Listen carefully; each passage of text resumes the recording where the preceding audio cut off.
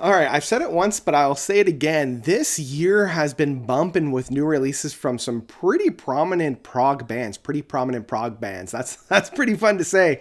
I don't think this is the first time I've also discovered that. Yeah. This is like the third or fifth big major release from a big major band within the prog sphere, and this is one that I was hesitantly optimistic about. So let's just dive into this one. Without remorse.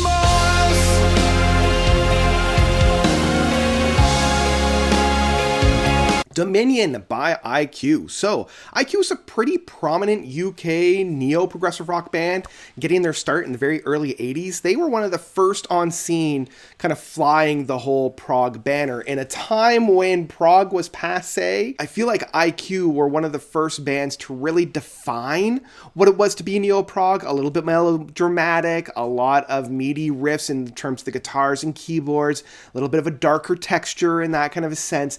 And I feel like that mythos, that through line, was what was kind of carrying the whole neo-prog aspect. Here we come to Dominion, about 6 years since Resistance, and where Resistance was a much darker record, there was a lot more soundscapes found within it.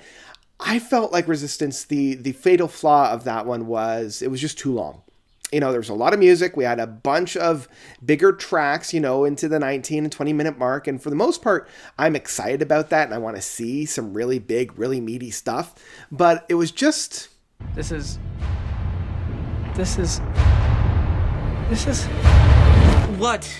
This is boring. And I just wish that there was a little bit more stay power. There was a little bit more to hold on to. So coming into Dominion after two, for lack of a better term, duds in their discography, I was really hoping for just some new energy. The same fellas that were found on Rotobones and the Resistance are also found on here. I feel like the two big names are Peter Nichols for lead and backing vocals and lyricist, as well as Mike Holmes being the main guitar and producer. He writes most of the music himself with the help of the three other lads, Neil Durrant on keyboards, Tim Esu on bass, and Paul Cook on drums. One of the things that really perked me up was the structure of this album. We've got 5 tracks across just over 50 minutes worth of music, and I kind of like that. It's short, it's sweet, it's here, it says what it needs to say, and then it's kind of gone. The first track being a 22-minute epic, and we've got, another 12-minute mini epic on there, and the rest just kind of being smaller little vignettes. And so I was kind of excited that, the main fatal flaw of Resistance being overly long and overblown, just right out of the gate, can't be said about this one. So let's dive in. With all that preamble, let's dive into Dominion. First and foremost, I want to talk about what I struggle with this album. And it's really the sins of the father are being displayed in the kin. And yeah, I think with the boys playing so well together, there doesn't seem to be a little bit of a friction to allow for creativity to kind of flow. And what I mean by that is that they're drawing from the same wells that they've drawn within the past 2 records of Rotobones and Resistance. And for those that love those 2 records, I think you're going to be very pleasantly surprised. But for me, I'm waiting for that big crunch, the big crunch that I love with IQ being the pairing of the tasty keyboards and the shredding of the guitars blending together to create some really fantastic and really dynamic music.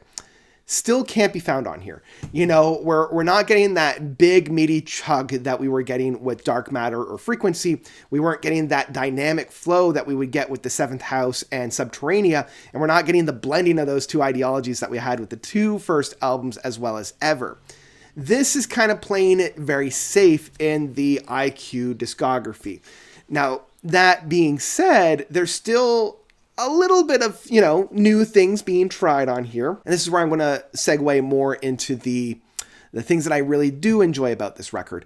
The Unknown Door being the 22-minute epic, it's a little bit of a double-edged sword, right? Like, I don't feel like this is their best epic. That's still reserved for the Harvest of Souls, but we're definitely not dealing with the worst epic that we've had either. That's from the Resistance. I'm kind of hoping for the typical structure of an epic. You know, you've got a theme, you get variations of the theme, and then you get the reprisal of the theme at the end. And it just feels as if The Unknown Door goes through a lot of very interesting different passages without a whole lot of through line. I will applaud Mike for his guitar work on this, and also his programming is very cool on this.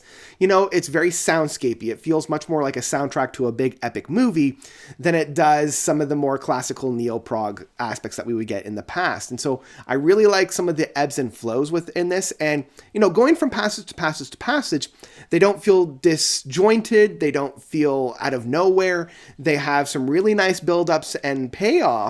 I was just hoping for a little bit more unifications within some of the themes. I think this track itself has some of the most memorable and chunky music that we found on this record, but it is kind of scattered throughout the runtime rather than it being, you know, a little bit more solid in that case. Some of the smaller tracks on here, like the 3-minute One of Us track, I don't feel as if it's all that exciting. And if I'm being perfectly honest, the final track of Neverland never really lands for me. Sorry about the pun. I don't know, like, it's got a really nice climb, it's got a really nice build and a very, you know, satisfying ending to it. But where we had From Far From Here, the 12-minute mini epic, that does go through, you know, a little bit of flavors, you know, a little bit of fun times throughout the track length.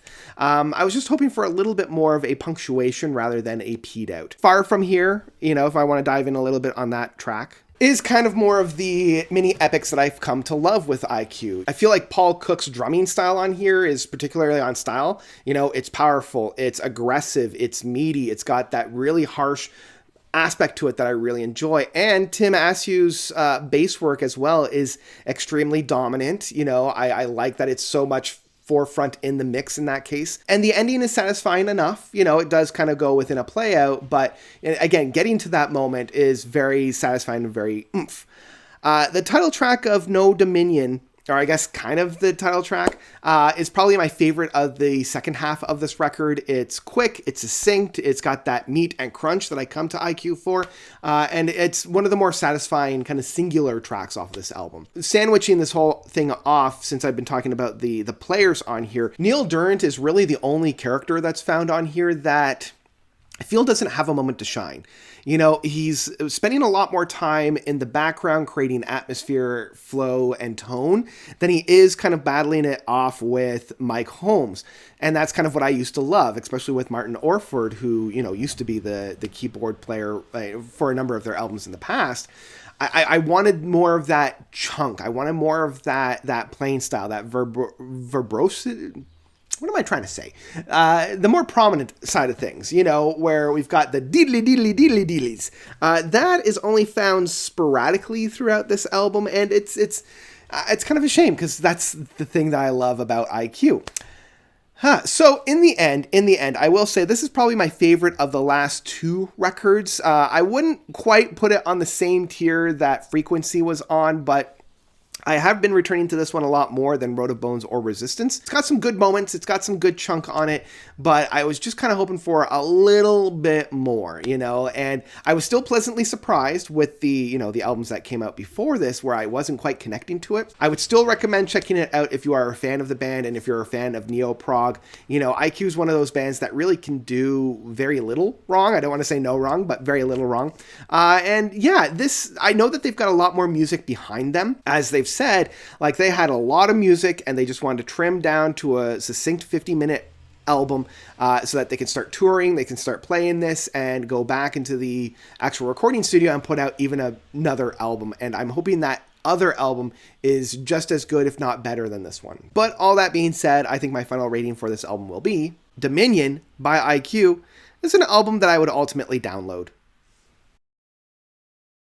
Again, good, maybe not necessarily great, but a good record from a band that I absolutely love. Like, IQ is my favorite neo-prog band because of how great their records tend to be, and I would highly recommend checking this one out. Again, if you're a fan of the band, if you're a fan of neo-prog, go and check this one out. You won't be disappointed, and I think that is where I'm going to leave it. What I will also say is that the first 2 or 3 spins of this record, maybe even the first, you know, half a dozen spins, I was a little disappointed. You know, I was trying and hoping that we're going to get back to the legacy days of the Frequency, Dark Matter, Ever, Subterranea, the Seventh House, all those records. But I had to make peace with the fact that those records are, 30 odd years old.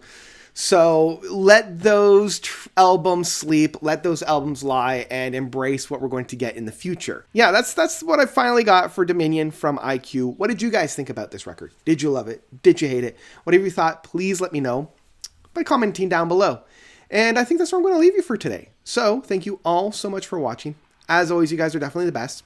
And until next time, notes out.